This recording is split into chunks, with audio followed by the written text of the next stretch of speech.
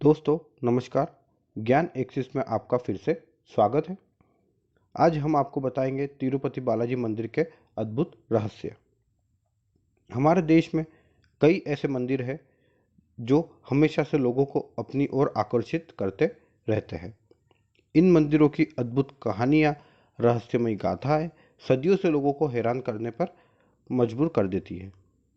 आज हम देश के एक ऐसे मंदिर के रहस्य को लेकर आए हैं जिसे देश के सबसे अमीर मंदिर का दर्जा भी प्राप्त होता है। जी हाँ, हम बात कर रहे हैं तिरुपति बालाजी मंदिर की, जो न केवल भारत बल्कि पूरे विश्व में प्रसिद्ध है। ये मंदिर भारतीय वास्तुकला और शिल्पकला का उत्कृष्ट नमूना है। आंध्र प्रदेश के जिले चित्तूर में स्थित तिरुपति बालाजी का यह मंदिर भारत के मुख्य तीर्थ स्थलों में माना जाता है।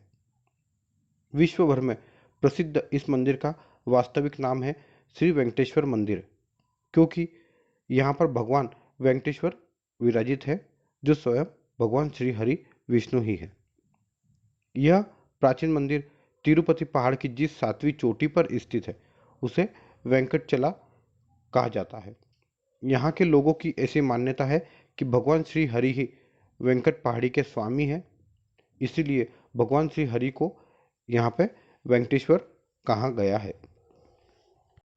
तिरुपति बालाजी मंदिर की शिल्पकला तो अद्भुत है ही, मगर इसके साथ ही इस मंदिर के कुछ ऐसे आश्चर्यजनक तथ्य और रहस्य है जो जानकर आप आश्चर्यचकित रह जाएंगे और आप खुद ही भगवान तिरुपति बालाजी के रहस्य को सामने जाकर देखने के इच्छुक हो जाएंगे।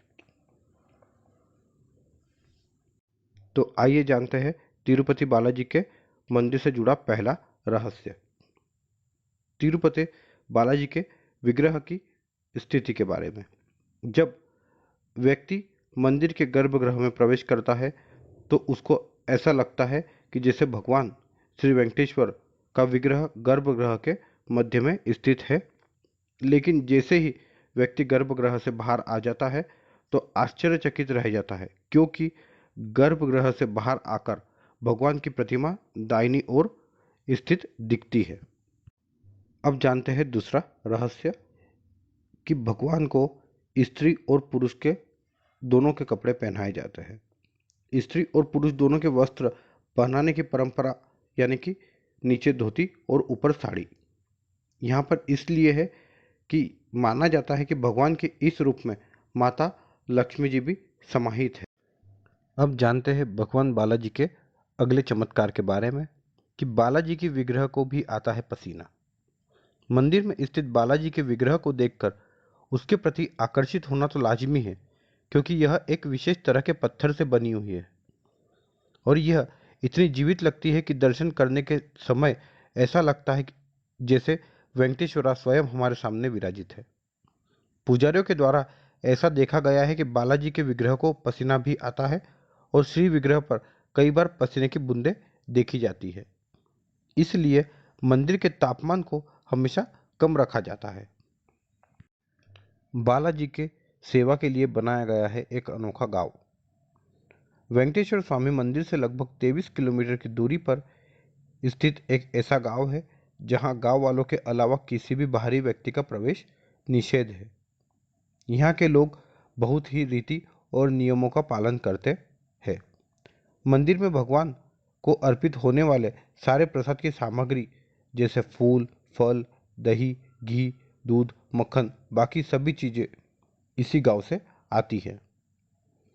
अब जानते हैं कि हर गुरुवार को भगवान को चंदन का लेप क्यों लगाया जाता है। हर गुरुवार को प्रभु को चंदन का लेप लगाने के बाद एक अद्भुत रहस्य सामने आता है। भगवान बालाजी को स्नान कराने के बाद चंदन का लेप लगाया जाता है और यह लेप जब हटाया जाता है तो चमत्कारी रूप से बालाजी के हृदय में माँ लक्ष्मी जी की अद्भुत आकृति दिखाई देती है।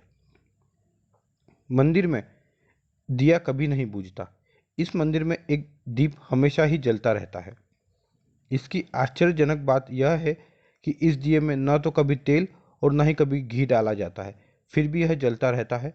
और एक खास बात यह भी है कि आज तक किसी को नहीं पता कि इसे सबसे पहले किसने प्रज्वलित किया था। अब जानते हैं कि क्या है पचाई कपूर। भगवान वेंकटेश्वर के विग्रह पर पचाई कपूर लगाई जाती है। इस कपूर की खासियत यह है कि ये किसी भी पत्थर के ऊपर लगाने के बाद कुछ ही समय में उस पत्थरों पर दरारें पड़ जाती है। लेकिन हैरान करने वाली बात यह है कि आज तक बालाजी की विग्रह पर इस पचाई कपूर का कोई असर नहीं हुआ। बालाजी के विग्रह पर है असली केश यानी कि बाल।